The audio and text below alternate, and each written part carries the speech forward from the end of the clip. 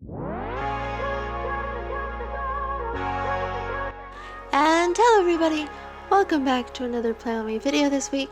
In this video we will be setting up for week 2 of the month of July of 2019.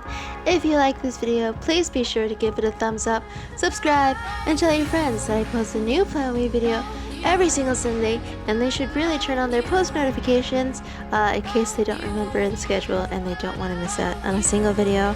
Last but not least, if you like these spreads that I make and would like to see close-up shots of them, don't forget to follow my Instagram at Plan Like That, the same way it's spelled here, in order to see those. I post almost every other day over there actually. We're a slow-growing community, but a strong community nonetheless. I like it. For this video, I'm sticking to the wave and paper boat theme. Looks like I forgot to draw the paper boats. That's what I'm seeing right here in my pencil sketch. Hopefully I put some in somewhere eventually, because that's supposed to be the main theme, not really the waves. I'm sticking to using my Crayola color pencils to color in the waves instead of my Crayola Super tips, even though it would be a lot faster with my Super tips. But some of the tips of my Crayola markers are a little bit not as pointy as they used to be.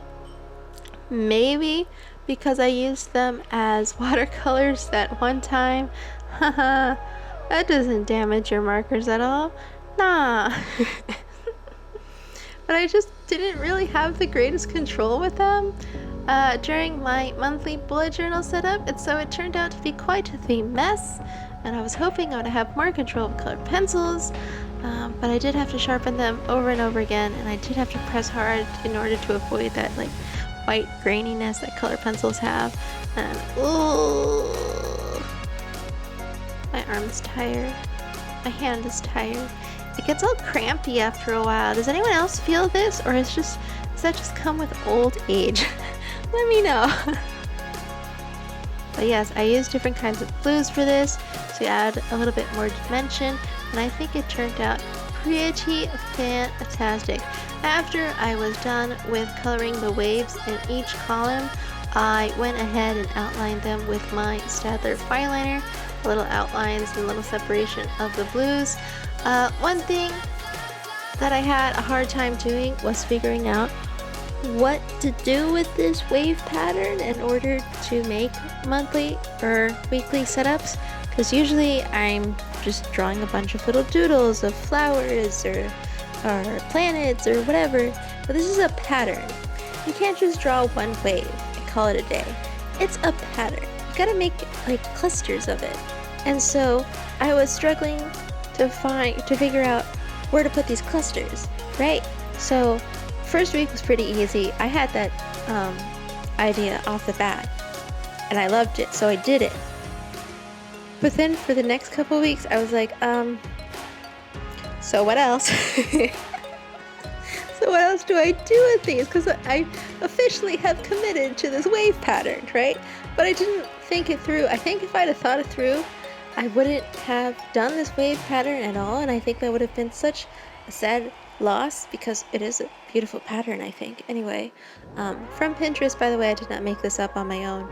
I'm not that creative. This is a pattern from Pinterest. Someone else made this, definitely not me. Anyway, moving on from the pattern, I'm sure you're tired of hearing of it. I decided to write the word July on the bottom of the page in really large letters, because oh my gosh, this spread had so much white space. So I did that. I added a little gradient effect to it with 2 blues, and I eventually do also outline them with my Staedtler Fineliner, same way I'm doing to the wave pattern in the actual boxes. I tried to make this theme not just vertical boxes like I did last week, and I tried to scatter where each box started, but at the end of it, sorry attempt. I should have thought of a better design, to be honest, because it's just so much white space. I did add boats to the top of the page, and you'll see that eventually, to try to put some sort of design in the top, but it's so much white space. I really don't appreciate it. This is my least favorite spread of all the spreads of July, and if you have any ideas of what to do with a bunch of white space? Like if this was your spread and you made it and you didn't like the white space, what would you have added to it? Let me know in the comments down below. I'm very curious.